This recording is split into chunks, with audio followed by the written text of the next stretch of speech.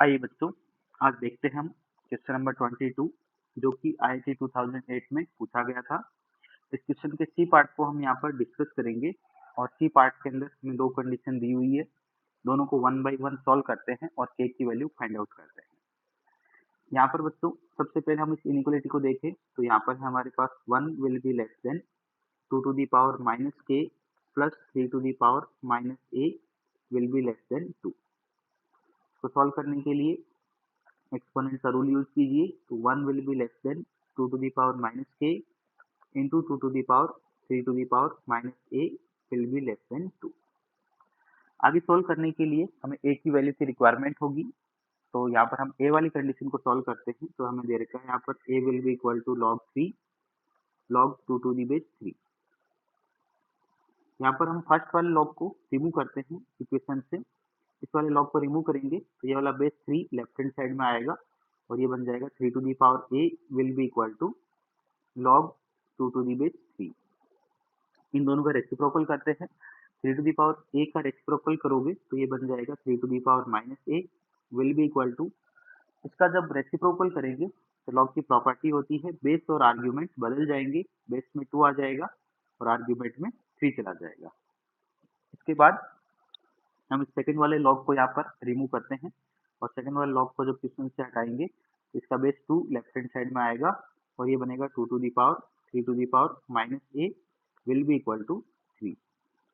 इसके बाद ये नंबर हमारे पास इनइक्वलिटी में था, इस नंबर की जगह पर हम इनइक्वलिटी में 3 पुट कर सकते हैं।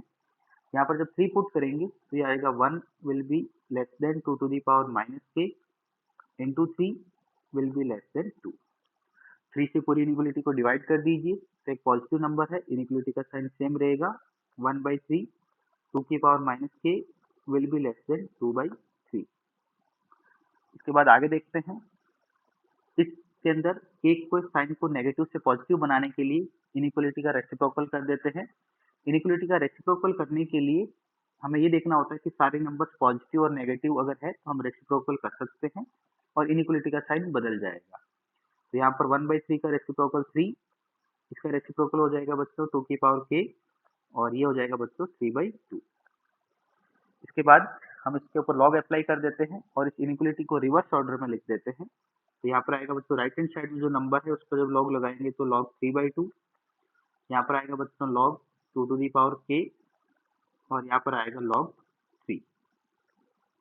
इसके बाद यहाँ पर लॉग की प्रॉपर्टी लगाएं तो ये आ जाएगा लॉग 3 माइनस लॉग 2, यहाँ पर के बाहर आ जाएगा तो ये आ जाएगा के इंटू लॉग 2 और यहाँ पर आ जाएगा बच्चों लॉग 3 टू 3 ही रहेगा यहाँ पर। इसके बाद इन सब के अंदर बेस अप्लाई कर देते हैं। बेस हम अपने अकॉर्डिंग कुछ भी ले सकते हैं।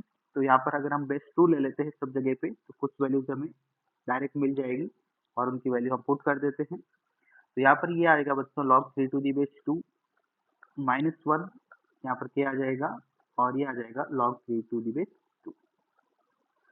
अब यहाँ पर बच्चों हमें एक एनालिसिस करना है और वो है लॉग 3 टू दी बेस 2 की वैल्यू क्या होगी। तो हम सबको पता है बच्चों लॉग 2 टू दी बेस 2 की वैल्यू 1 होती है और log 4 टू दी बेस 2 की वैल्यू 2 होती है। यहाँ पर log की प्रॉपर्टी लगा के अपन लिख सकते हैं इसको 2 स्क्वायर, 2 बाहर आ जाएगा और वापस वैल्यू 1। तो ये वैल्यू 1 होगी और ये वैल्यू 2 होगी। तो log का जो ग्राफ होता है बच्चों हमारा कंटिन्यूस होता है और बेस अगर दोनों का सेम है तो इसके बीच के अंदर अगर कोई भी नंबर अगर आर्ग्यूमेंट में आएगा तो उसकी वैल्यू 1 और 2 के बीच में लाई करेगी और 1 और 2 के बीच का अगर कोई भी नंबर अगर हम यहाँ पर पुट करते हैं बच्चों log 3 टू दी बेस 2, इसकी वैल्यू हमें ये पता है कि ये 1 से ज़्यादा होगी और 2 से कम होगी। तो इसके बीच का कोई भी नंबर ले लीजिए, उससे आपके आंसर पे कोई इम्पैक्ट नहीं आने वाला है। आप 1.1 से 1.9 के बीच में कोई भी नंबर ले सकते हैं। मैं यहाँ पर बच्चों 1.5 यूज कर रहा हूँ तो ये पहला नंबर आ जाएगा 1.5 माइनस 1 0.5, यहाँ पर के आ जाएगा और ये नंबर आ जाएगा 1.5। हमें क्वेश्चन में ये दे रखा था बच्चों की के एक इंटीजर नंबर है और इस वाली इंटरवल के अंदर एक ही इंटीग्रल वैल्यू लाई करेगी और वो होगी के इक्वल टू 1। तो के की वैल्यू आ जाएगी बच्चों हमारी 1। बट क्वेश्चन में हमें ये पूछा गया था कि के मस्ट बी लेस देन, के इनमें से कौन से नंबर से लेस होगा। तो वो होगा बच्चों के इक्वल टू 2 और के इक्वल टू 3। तो ये दोनों ऑप्शन सही है 2 और 3 वाले। इसके अंदर और ये दोनों के अकॉर्डिंग हमारे पास जो सी पार्ट है उसका आंसर आ जाएगा बच्चों आर और एस। ठीक है, मैट्रिक्स में जो क्वेश्चन आते हैं वो जनरली मल्टीपल चॉइस क्वेश्चन होते हैं, तो आपको ध्यान से जो भी ऑप्शन सही हो वो सारे ऑप्शन वहाँ पर फिल करने होते हैं। ओके बच्चों, थैंक यू।